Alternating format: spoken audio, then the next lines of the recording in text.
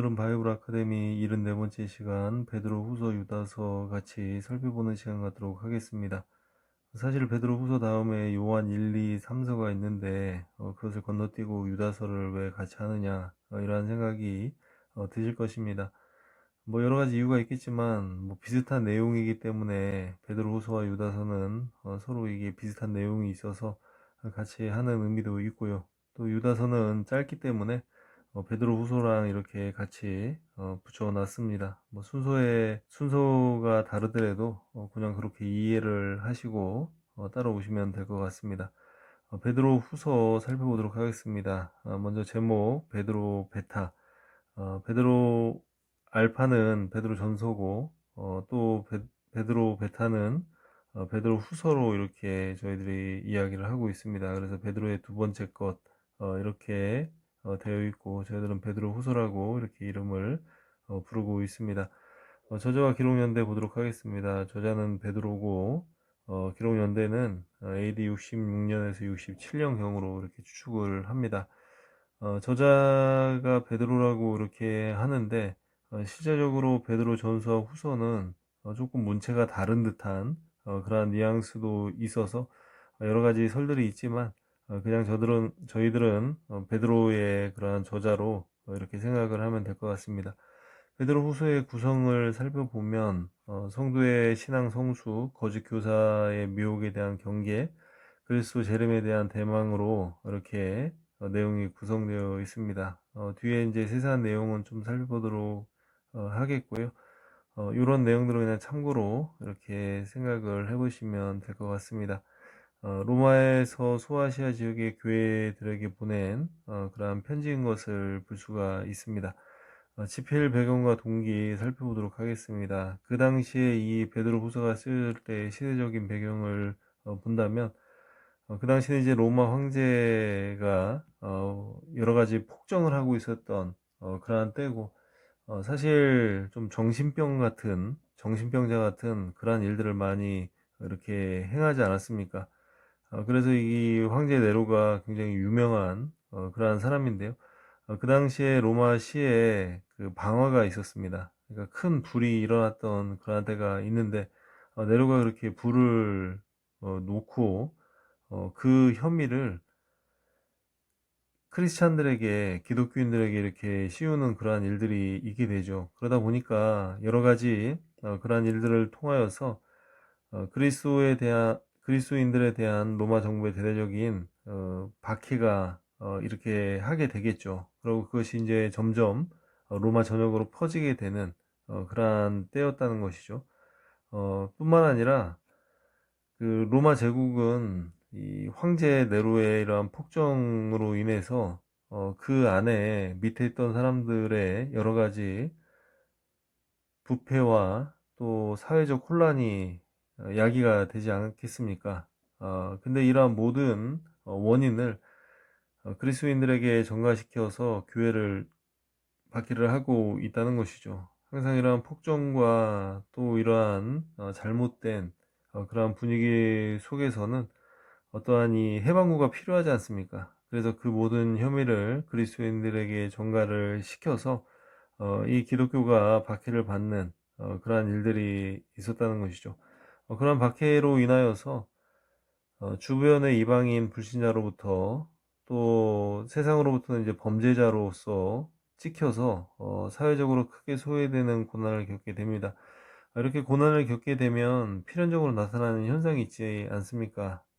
고난을 이기지 못하여서 교회를 떠나는 사람들, 또 세상과 타협하는 사람들, 또 세상과 타협하기 때문에 도덕적 탈선에 빠지는 자들이 생겨나는 이러한 일들이 벌어지게 된다는 것이죠.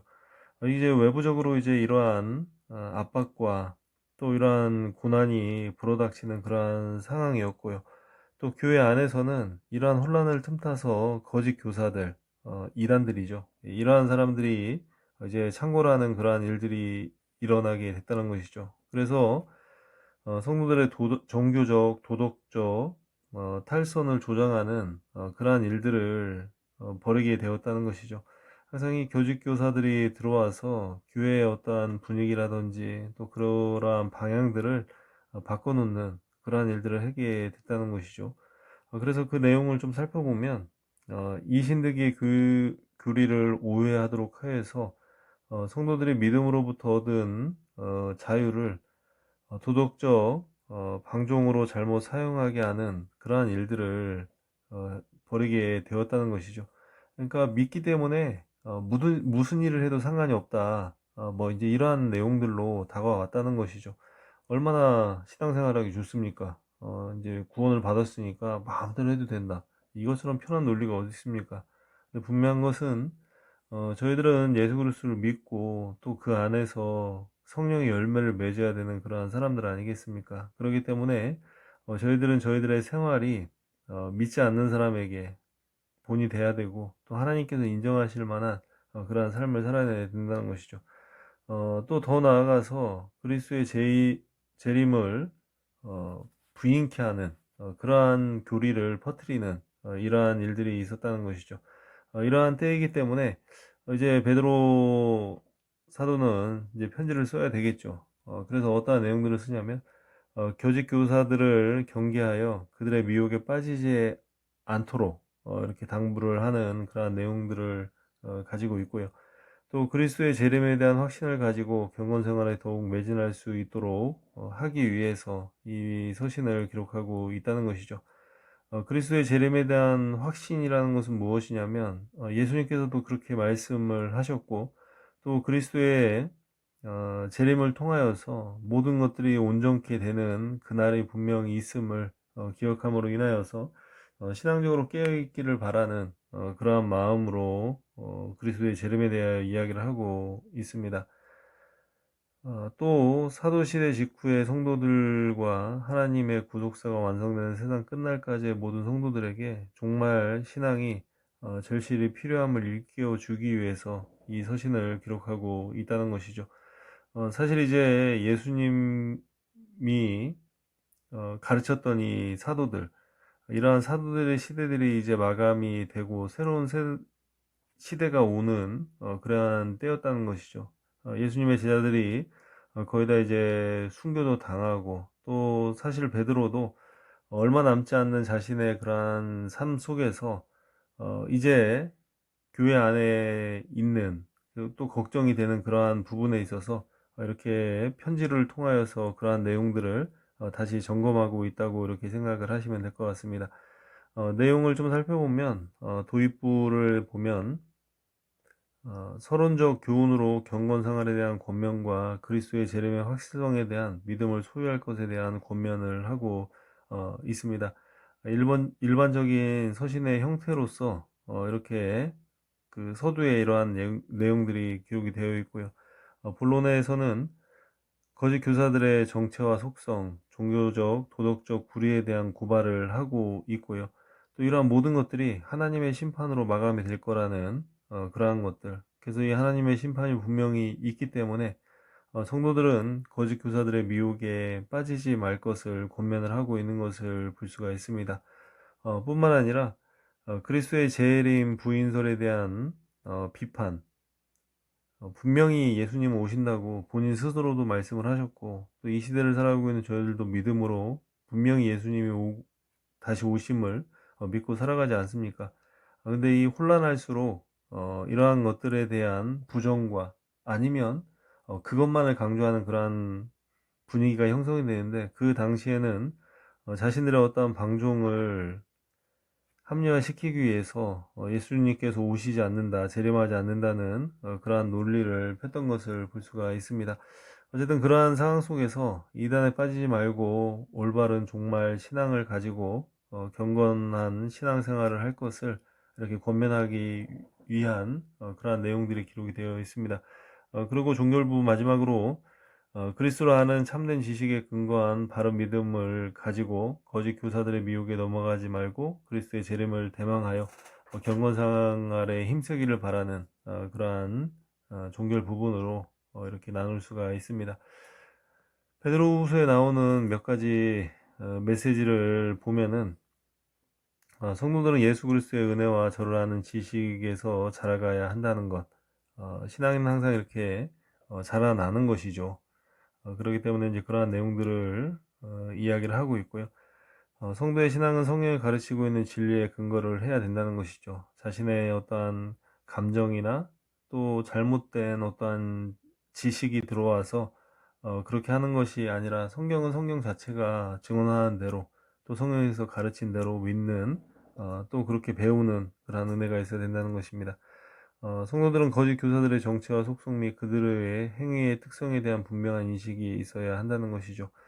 항상 이 거짓 교사들, 잘못된 교리들, 이 이단들은 그 시대에도 성도들을 위협하는 그러한 일들이 됐고요.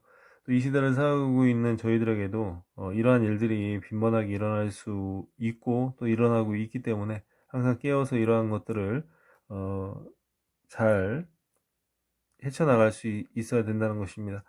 또 거짓 교사들은 세상 끝날 하나님께서 심판을 하실 것입니다. 항상 저희들이 두려워해야 되는 것이 심판이죠. 영원하지 않습니다. 이 모든 것들이 끝이 있는 그때가 있기 때문에 이러한 하나님의 심판을 두려워하고 살아가는 그러한 은혜가 있어야 된다는 것이죠. 또 예수 그리스도는 심판을 위해서 분명히 재림하심. 저희들은 예수님을 지금도 기다리고 있고 혹여나 저희들의 죽음이 더 빠르다면 저희들은 죽음을 통하여서 예수님을 만날 것이고요.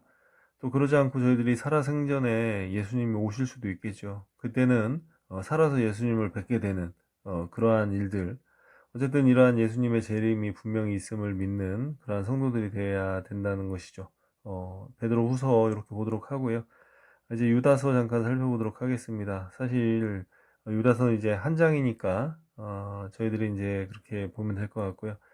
제목은 이제 이유다, 뭐 유다의 것. 그래서 이제 그 표제 그대로 저희들이 번역을 해서 이렇게 유다서라고 이렇게 받아들입니다. 저자와 기록 연대를 보면 저자는 유다. 여기서 유다는 이제 예수님의 동생을 이렇게 이야기를 하는데요.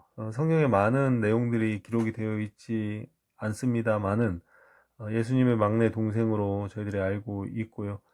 예수님이 살아 계실 때는 그 예수님을 믿지 않았지만 부활 후에 예수 그리스도를 믿게 되는 그러한 계기가 있었던 것 같고요. 또 오순절 성령 강림으로 말미암아 설립된 예루살렘 초대 교회의 지도자적인 역할을 했던 그러한 인물로 저희들이 기억을 하면 될 것 같습니다. 기록 연대는 AD 70년에서 80년, 뭐 정확한 연도가 이제 측정이 안 되지만 대부분 이때지 않을까 이렇게 이야기를 하고 있습니다. 유다서의 구성을 보면 이단에 대한 경계와 바른 신앙생활을 권면을 하고 있습니다.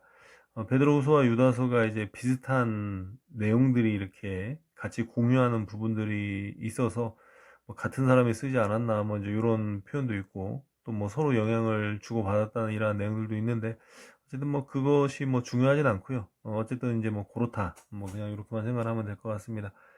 주제는 이단자들에 대한 심판의 확실성. 베드로후서에서도 이런 내용들이 나오고 있죠. 예.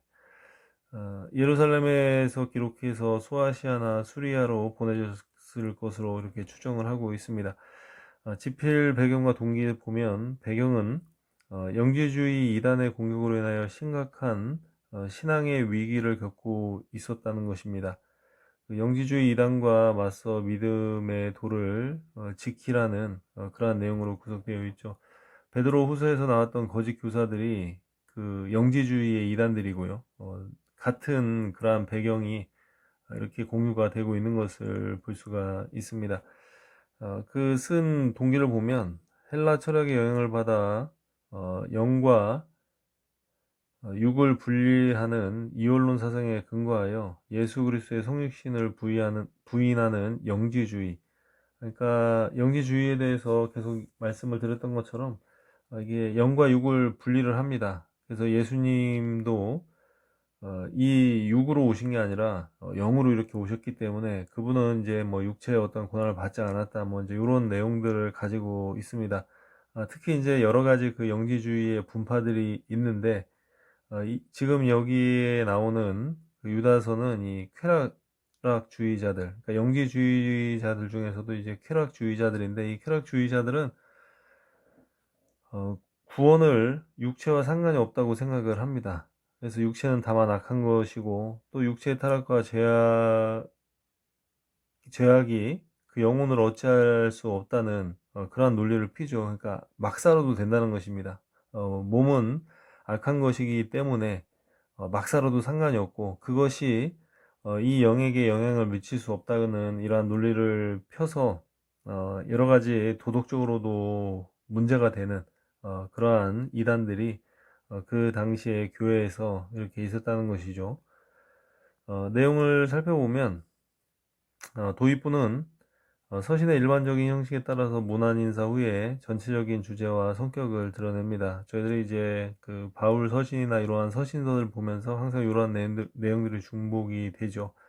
예, 문안 인사를 하고 또 이제 앞으로 이러한 내용들에 대해서 쓸 것이다, 이제 이렇게 이야기를 하는 부분이죠. 본론부에 보면 이대한 자들에 대한 심판의 확실성, 베드로후서에서도 이제 이런 내용들이 나와 있죠. 거짓 교사들에 대한 경계와 성도의 신앙 자세에 대한 그런 권면을 하고 있고요. 종결부는 이제 성령으로서 세상의 모든 악한 세력으로부터 성도를 지키시는 하나님에 대한 찬양이 이렇게 기록이 되어 있으면서 마무리를 하고 있다는 것입니다. 간단하게 메시지를 좀 요약해 보면, 하나님에 대한 신앙을 거부하고 불의를 행하는 자들은 반드시 심판을 받은, 베드로 후서도 이제 그 예수 그리스도의 그러한 심판에 대한 이야기를 하고 있죠. 또 성도는 마지막 때가 가까울수록 더욱 신앙 성수를 위하여 힘써야 됨을 이야기를 하고 있습니다. 항상 저희들은 가까워지는 것이죠. 예수님이 저희들에게 오시든지 저희들이 예수님에게 가든지, 어쨌든 이것이 날마다 종말에 가까워진다는 것이죠. 저희들은 이 시간 속에서 살기 때문에 이 시간이 흐른다는 것은 점점 그 끝이 이제 예수님을 만나는 이제 그 시점인데, 이것이 계속적으로 가까워지고 있음을 기억을 해야 되는 것이고요. 또 이단의 거짓된 가르침에 미혹되어서 복음의 진리를 벗어난 연약한 형제들을 긍휼히 여기고 또 권면해서 다시 그리스도께로 돌이켜 힘써야 됨을 이야기를 하고 있습니다. 이렇게 유다서를 마무리를 하겠습니다. 이제 얼마 남지 않은 시간, 이제 2주 정도 하면 이제 끝이 나겠네요. 그래서 그 바이블 아카데미 이제 끝이 날 텐데요. 끝까지 잘 동참해 주셨으면 좋겠습니다.